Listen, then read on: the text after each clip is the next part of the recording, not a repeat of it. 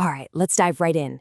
Today, we're going to get into something super interesting, how finance and faith come together in the world of currency trading. We're going to break down the official Sharia standard that governs how money can be exchanged, all the way from ancient ideas to how your bank works today. So, first question, and it seems almost too simple.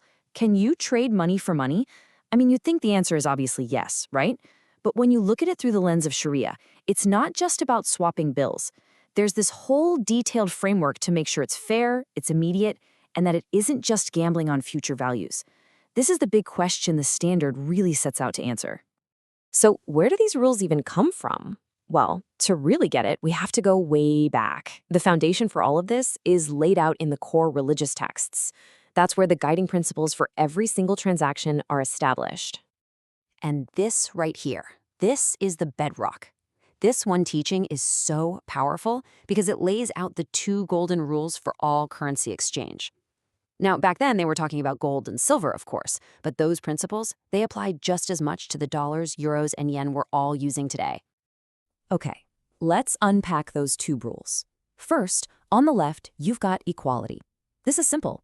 If you're trading the same currency, like a £1 coin for another £1 coin, it has to be exactly equal. No funny business, no making a profit. Then on the right, you have possession. This one's the big one. For any currency trade, it has to happen right then and there. Hand to hand, as they say.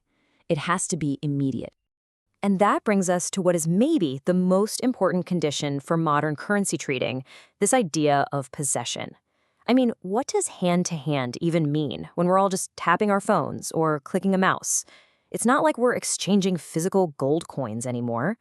Let's see how this principle gets applied in our digital world. The official term for this is qabd, which just means possession. The whole point of this rule, the reason it's so crucial, is to make sure the deal is real and it's done, finalized. It's the key to preventing people from just betting or speculating on what a currency might be worth down the road. Now here's where it gets interesting. Possession isn't just one thing. You've got actual possession. That's the easy one to understand. It's me physically handing you cash. But pretty much all of modern finance runs on what's called constructive possession.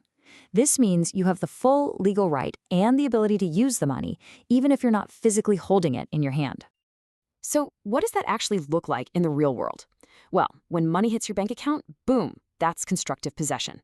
A wire transfer? Same deal.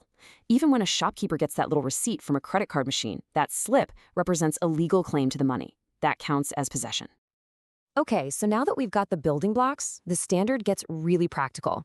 It lays out some very clear rules of the road, drawing a really bright line between what's okay to do and what's definitely not. So on the left, you see what's allowed. Spot transactions, where the exchange is instant, are the foundation of everything. And what's really interesting is that hedging is also permitted. But that's because it's a defensive move. It's about protecting the value of stuff you already own from currency risk, not trying to speculate and make a quick buck. Then on the right, you see the big no-nos. Forward and futures contracts, those are out because they totally violate that rule of immediate possession. By trying to lock in a price for the future, you're creating uncertainty and speculation, which is exactly what the standard is designed to prevent. And here's another really key restriction. You can't tie a currency exchange to some other deal. A bank can't just say, sure, we'll give you this loan, but only if you promise to do all your currency trading with us. Nope, every single transaction has to be able to stand on its own. Okay, so how does all this ancient wisdom actually fit into our high-speed, totally digital world of modern banking? Well, the standard actually speaks directly to how these principles work for financial institutions right now. Let's just walk through something super common, like sending money overseas. This whole process is allowed because it's basically two things happening back to back. First, there's an immediate, on-the-spot currency exchange. Your dollars become euros, for instance, and the bank takes constructive possession. Then, and only then, does the second part begin. The bank acts as your agent to transfer those euros to whoever you're sending them to. The standard also gives some really specific guidance for the institutions themselves. They can use agents to get things done on their behalf. They can use the internet and phones, totally fine, as long as the deal is struck and finalized in what's called a single session. And very importantly, they are allowed to charge a fee for the service of transferring money because that's a payment for a job they did, not a profit made from the money itself.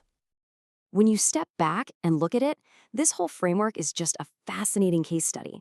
It's all about applying these deep, ethical principles to a system that moves at the speed of light. The real challenge is holding on to core values like fairness and immediacy while stretching concepts like possession to fit a world of digital accounts and instant global transfers. And that leaves us with a pretty big question, doesn't it? How will this constant balancing act keep shaping the future of finance?